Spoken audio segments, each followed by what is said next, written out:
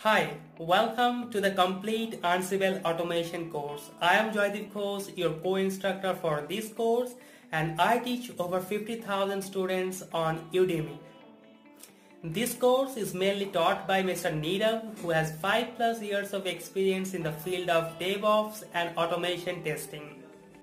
This course is almost 5+ hours long and includes a lot of hands-on practical assignments. Thousands of students already take the course and leave their honest reviews.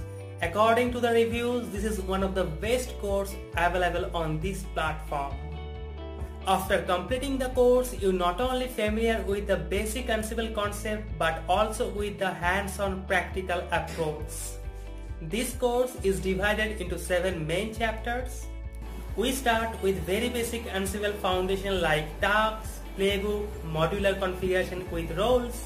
Then we move to Ansible Galaxy, advanced execution, optimization, troubleshooting, testing and validation. This is the course what you exactly need to be a master on Ansible. The average salary of an Ansible expert is $56,000 per year.